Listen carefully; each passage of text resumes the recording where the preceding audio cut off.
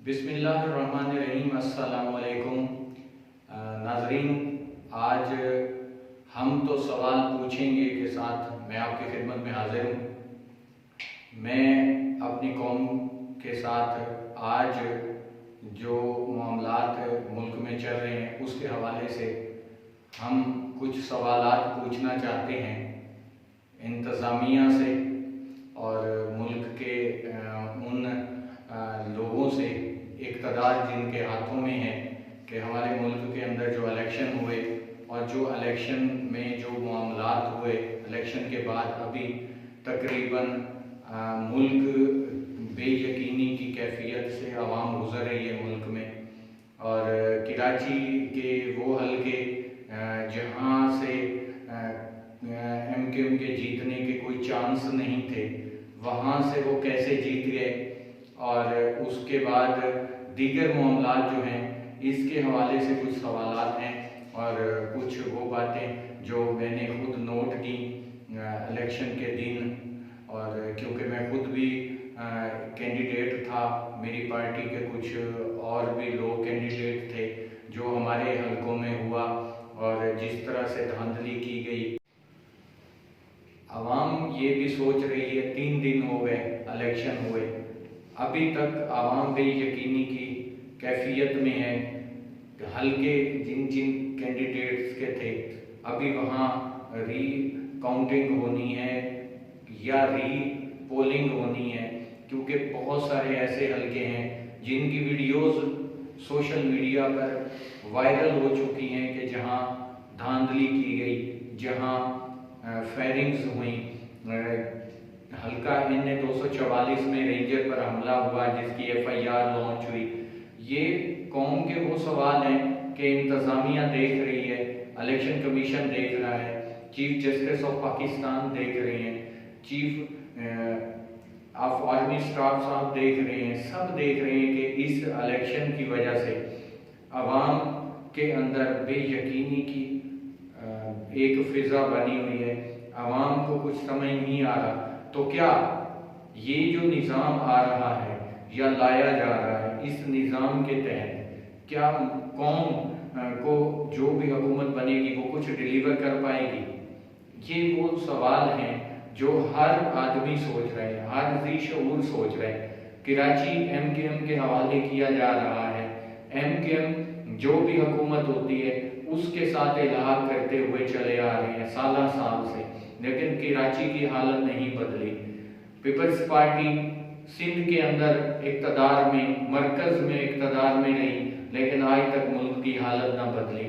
نون league نے بار بار باری کے ساتھ حکومت کی لیکن حالت نہ بدلی۔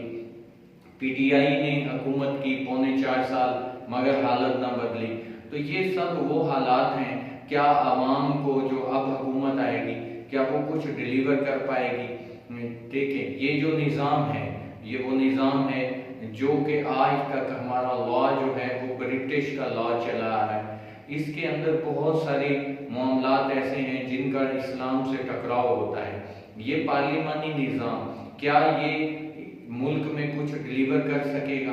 کیا ملک کے اندر نظام ایسا ہوگا کہ عوام خوشحال ہوگی؟ ملک کے اندر سے بے روزگاری، بدامنی، دہشت گردی، دیگر معاملات ختم ہوں گے؟ یہ سب چیزیں، یہ سب باتیں یہ عوام کے ذہن میں ہیں۔ عوام مختلف سیاسی پارٹیوں اور سیاسی دھڑوں میں بٹ چکے ہیں۔ عوام کو 2 وقت کی روٹی کھانا مشکل ہو گیا ہے۔ کیا کوئی حکومت آنے کے بعد جو بھی نئی حکومت بنے گی کیا اپوزیشن اس کو کام کرنے دے گی؟ کیا ڈالر کم ہوگا؟ کیا ایجوکیشن کا اور ہیلتھ کا سسٹم وہ گروتھ کرے گا، یا وہی حالات ہوں گے جو ملک کے اندر ہیں؟ بد امنی اور ان چیزوں کو ختم کیا جا سکے گا یا نہیں؟ دیکھیں، یہ جو پارلیمانی نظام ہے یہ وہ نظام ہے جو اسلام سے ٹکراتا ہے، جو اسلام کے اس سسٹم کے ساتھ ٹکراتا ہے جس کی بنیاد قائد اعظم نے فرمایا کہ قرآن پاک ہمارا منشور ہے، ہم قرآن پاک سے ہی اپنا منشور لے کے آگے بڑھیں گے۔ تو یہاں پر وہ چیزیں ہوتی ہوئی نظر نہیں آ رہی۔ تو ہم ان سوالوں کا یہی جواب دے سکتے ہیں کہ جن جن حلقوں میں جن جن لوگوں کے ساتھ زیادتی ہوئی ہیں ان کو ان کا حق دیا جائے۔ ایک صاف شفاف الیکشن کے ذریعے جو حکومت بنے، جس کی بھی بنے، اسے 5 سال کام کرنے دیا جائے، اور ملک کے اندر جو عوام کا اعتماد ٹوٹا ہوا ہے اس کو بحال کیا جائے۔ عوام بہت بے یقینی اور بہت تکلیف سے گزر رہی ہے۔ خدا نہ خواستہ اگر یہی معاملات چلتے رہے تو ملک کے اندر اللہ نہ کرے کوئی ایسا معاملہ نہ ہو جائے جس سے ہماری قوم اور ملک کو نقصان پہنچے۔ قوم تاریخ گواہ ہے، کبھی بھی قومیں تباہی کی طرف جاتی ہیں تو 2 لوگ ہمیشہ یاد رکھے جاتے ہیں، ایک اسلامی ریاست کو بچانے والا اور اس کے لیے اپنی جان دینے والا، اور ایک اسلامی ریاست کو نقصان پہنچانے والا۔ تو ہمارے جو سوالات ہیں وہ یہ ہیں کہ ابھی جو الیکشن 2024 ہوئے، تمام پارٹیوں نے پارٹیسپیٹ کیا، وہی جو سابقہ دور میں ہوتا تھا، جو ہم بچپن سے دیکھتے آ رہے ہیں۔ پہلے تو 2 پارٹیاں ہوتی تھیں، پیپلز پارٹی اور مسلم لیگ نون۔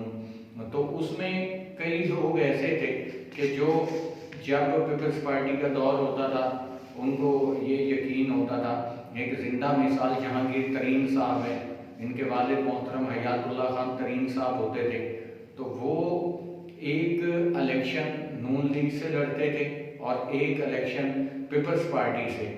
تو یہ ان کا طریقہ کار تھا۔ پھر خود جہانگیر ترین صاحب بھی یہی طریقہ رکھتے ہیں، پھر اس کے بعد انہوں نے پی ٹی آئی جوائن کر لی، پھر اس کے بعد جو ہے انہوں نے آج ماشاءاللہ اپنی سے پارٹی بنا لی۔ تو یہ تمام معاملات ایسے ہیں، ہماری قوم کی بھی سمجھ کچھ نہیں آتی کہ وہ سب دیکھتے ہوئے پھر بھی ان سیاستدانوں پر یقین کرتے ہیں کہ جن کی جائیدادیں باہر، جن کے بچے باہر، اور ملک کے اندر وہ صرف حکمران بن کر آتے ہیں، اور اگر اس قوم کی کوئی بھلائی کے لیے، اس قوم کا کوئی اچھا چاہنے کے لیے کوئی بات کرتا ہے تو یا تو وہ غدار گردانا جاتا ہے، یا وہ جیل میں بند کر دیا جاتا ہے، یا دنیا سے ہی اس کا نام و نشان مٹا دیا جاتا ہے۔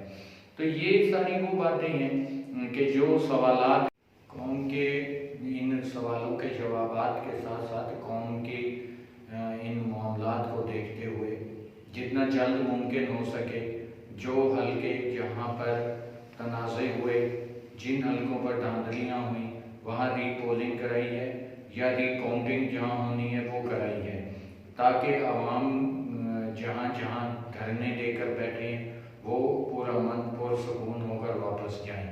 سیکنڈ بات یہ ہے کہ ایک ایسی حکومت کی بنیاد رکھی جائے جو قوم کو ڈلیور کر سکے اور اسے 5 سال کام کرنے دیا جائے۔ اپوزیشن میں بیٹھتے ہوئے بھی آئین پاکستان کی روح سے اور دین اسلام کی روح سے ایک دوسرے کے ساتھ بھائی چارے کی فضا بنائیں۔ اس طرح نہیں ہو کہ ہر حکومت کا حصہ تو بنے یا دیگر معاملات ہوں، آج سب ایک بیساکھیوں کی طرح ایک حکومت قائم کر لیں، کل کو پھر ایک دوسرے کی ٹانگیں کھینچنے میں لگ جاتے ہیں، جس سے قوم سفر کرتی ہے، جس سے ملک سفر کرتا ہے۔ آپ اپنے وسائل پیدا کریں، ملک اور قوم کو مزید گروی مت رکھیں۔ آپ ملک کے اس ملک میں نایاب چیزیں ہیں، آپ ملک کی زراعت کو، صنعت کو، تجارت کو فروغ دیں، ملک میں ہیلتھ اور ایجوکیشن کے نظام کو بہتر کریں۔ ہر کنٹری کے اندر ہیلتھ اور ایجوکیشن فری ہوتی ہے، لیکن یہاں پرائیویٹ سیکٹرز جو ہیں جتنے بھی ہیں، حتیٰ کہ روزمرہ کی اشیاء کھانے پینے کی، وہ بھی آپ ایسے لوگوں کے ہاتھوں میں پہنچ چکی ہیں کہ جو ملک اور قوم سے زیادہ اپنی جیبوں کی فکر کرتے ہیں۔ ان کو پتہ ہے کہ اس ملک سے لوٹنا ہے اور یہاں سے باہر چلے جانا ہے۔ تو اب یہ قوم اس پوزیشن پر ہے کہ اب جو ہے برداشت قوم کی ختم ہو گئی ہے۔ تو آپ سے یہ ریکویسٹ ہے کہ جو بھی کریں آپ سوچ سمجھ کر کریں، اس ملک پر اور اس قوم پر رحم کریں۔ اللہ تبارک و تعالیٰ نے یہ زندگی دی ہے اور اس کی جزا اور سزا بھی اللہ دے گا۔ آج زیادتی ہوگی، اگر کوئی اقتدار میں ہے، کوئی طاقت میں ہے، اور اگر کسی کے ساتھ زیادتی کرے گا تو اللہ تبارک و تعالیٰ بروز قیامت اس کو کبھی معاف نہیں کریں گے۔ حقوق اللہ تو معاف ہو جائیں گے، حقوق العباد معاف نہیں ہوں گے۔ اس لیے اس ملک پر اور اس قوم پر رحم کریں، اور جو بھی معاملات ہیں ان کو سدھارنے کی کوشش کریں۔ یہ وہ سوال ہیں اور یہ وہ ان کے جوابات ہیں جو میں نے آپ کی خدمت میں رکھے۔ ابھی دیجیے مجھے اجازت، اگلے اتوار انشاءاللہ تبارک و تعالیٰ دوبارہ ملیں گے نئے سوالوں کے ساتھ، نئے لوگوں سے۔ اور ابھی جو ہمارے سوال آج کے تھے وہ تھے موجودہ جو انتظامیہ ہیں اور جو الیکشن کے حوالے سے جو معاملات ہوئے ان کے سوالات اور جوابات تھے۔ اور انشاءاللہ نیکسٹ اتوار کو جو ہے کمنگ جو آئے گا تو اس میں جو ہے انشاءاللہ نئے سوالوں کے ساتھ اگر کوئی اپنی رائے دینا چاہے تو اس چینل کے توسط سے مجھ سے بھی رابطہ کر سکتا ہے۔ اللہ تبارک تعالیٰ میری قوم کا حامی و ناصر ہو۔ السلام علیکم ورحمۃ اللہ۔